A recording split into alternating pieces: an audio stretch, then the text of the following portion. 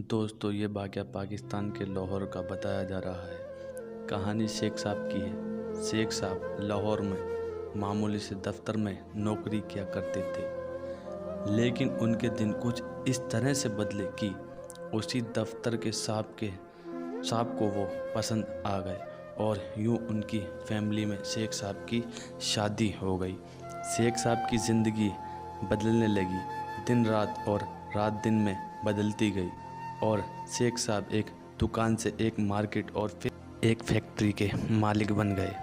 उसके बाद उन्होंने और भी तरक्की की और फिर ना जाने कितनी फैक्ट्रियों के मालिक बनते गए। शेख साहब 2 बच्चों के बाप बन चुके थे और एक किराए वाले मकान से एक बड़ी सी कोठी में आ चुके थे। कोठी में आने के बाद मालिक की ज़रूरत पेश आई तो उन्होंने सुल्तान नाम के एक आदमी को अपनी कोठी में मुलाजिम रख लिया। सुल्तान एक इंतहाई शरीफ और अपने काम से काम रखने वाला इंसान था। ना कभी किसी से कोई झगड़ा करता था और ना कभी कोई शिकायत। एक बार शेख साहब दिन के 10 बजे काम से वापस आ गए। उन्होंने गाड़ी दरवाजे पर खड़ी कर दी क्योंकि उन्हें वापस भी जाना था।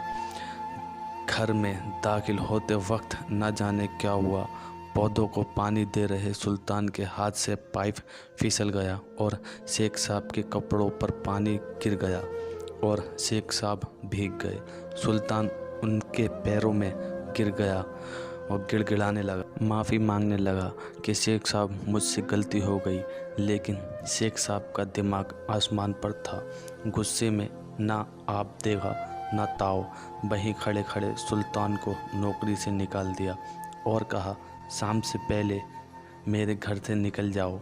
सुल्तान बेचारा सामान की पोटली बांधकर घर से निकलकर दरवाजे के पास आकर बैठ गया कि शायद शेख साहब का गुस्सा शाम को ठंडा हो जाए तो वह वापस बुला ले। लेकिन शाम को शेख साहब वापस आए तो देखा कि सुल्तान अभी तक उनके दरवाजे पर बैठा हुआ है। शेख साहब गुस्से में गार्ड से कहा, इसे धक्के मारकर निकाल दो, ये मुझे यहाँ नज़र न आए। सुबह हुई तो सुल्तान वहाँ से जा चुका था। अल्लाह जाने वो कहाँ चला गया। समय गुजरता गया। शेख साहब का तेज़ी से चलता हुआ कारोबार अचानक रुकने लगा। कारोबार में तरक्की की रफ्तार धीरे धीरे कम पड़ती गई। फिर एक फैक्ट्री में आग लग गई। पूरी फैक्ट्री जलकर राख हो गई। शेख साहब को बैठे बिठाए करोड़ों का झटका लग चुका था।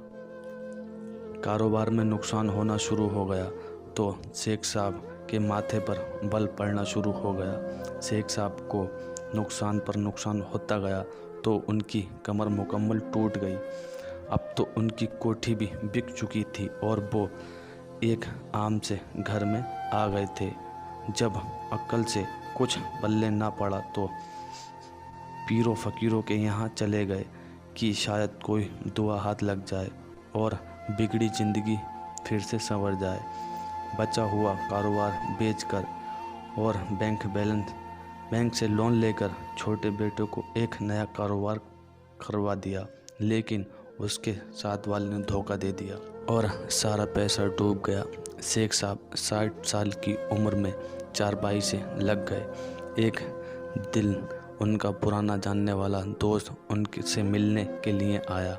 हालात देखे तो बहुत अफसोस हुआ और कहा, शेख साहब एक बुज़ुर्ग आए हुए हैं, बड़े अल्लाह वाले हैं। दादा साहब के पास एक मुकाम पर उनका चंद दिनों का क़याम है। अगर आप उनके पास जाकर दुआ करवा लें तो अल्लाह पाक ज़रूर करम फरमाएगा। शेख साहब फ़ौरन तैयार हो गए और उस जगह पहुँचे। मुलाकात करने के लिए बाद में सारा मामला बताया। उन्होंने आंखें बंद की, कुछ देर मुखरात की कैफियत में रहे, फिर आंखें खोलीं तो शेख साहब को देखा और कहा, तुमने ज़िंदगी में किसी आदमी के साथ बहुत बुरा सलूक किया है और अल्लाह ने उसे उसी गुनाह में तुम्हारी पकड़ की है। अब तुम याद करो कि तुमने ज़िंदगी में किस इंसान के साथ ऐसा सलूक किया। कि अल्लाह पाक तुम्हें ये सज़ा दे रहा है। शेख साहब कुछ देर खामोश रहे और सोचते रहे कि अचानक उन्हें सुल्तान याद आ गया। शेख साहब के मुंह से चीख निकल पड़ी। उनकी आंखों से आंसू की न थमने वाली लड़ी जारी हो गई। शेख साहब बुजुर्ग के पांव पकड़कर माफ़ी मांगने लगे और सुल्तान वाला सारा किस्सा बयां किया। बुजुर्ग ने कहा, मेरी बात सुनो। उन्होंने शेख साहब को रिज्क के हवाले से कुछ बातें बताईं और उन्हें समझाया और कहा कि आप जाओ और सुल्तान को तलाश करो। अगर वो मान जाए और माफ़ कर दे तो तुम्हारे दिन बदल जाएंगे। शेख साहब की दुनिया कुछ लुट चुकी थी। वो सर पीटता हुआ अपने घर आया और पुराने कागजात देख रहा कि शायद सुल्तान का कोई पता या कोई और मालूमात मिल जाए।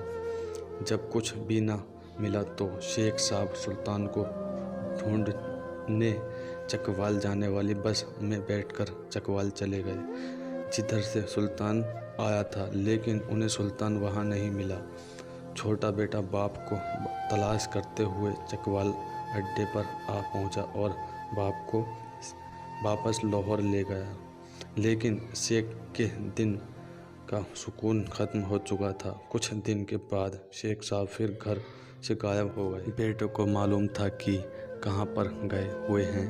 वो चकवाल पहुंचा तो देखा कि बाप ज़मीन पर बैठा कर सर पर साख डाल रहा है और कह रहा था कि सुल्तान तुम कहाँ हो। बेटा रोता हुआ बाप को वापस ले आया। चंद दिन के बाद शेख साहब का इंतकाल हो गया, लेकिन सुल्तान नहीं मिला। प्यारे दोस्तों, कहते हैं कि चपरासी को मत निकालो, उसका रिज्क तुम्हारे रिज्क से जुड़ा हुआ है। उसे तो अल्लाह कहीं और से भी दे देगा। उसके पास वसीला बनने के लिए किसी चीज़ की कोई कमी नहीं। लेकिन कहीं ऐसा ना हो कि तुम उस मुआवजे वाली नेमत से महरूम ना हो जाओ। दोस्तों, अपनी मामलात में बहुत एहतियात कीजिए। अगर किसी के पास 10-12 रुपये रह जाएं और आप उन्हें छोड़ने की ताकत रखते हैं तो उन पैसों को मत मांगिए। आसपास और ख़ानदान में जो भी मुस्तहिक हैं उनका ख्याल रखें। यकीन कीजिए आप ज़िंदगी में कभी तंगदुस्त नहीं रहोगे। दोस्तों, अगर आज हमारे पास बैंक बैलेंस है, अल्लाह की दी हुई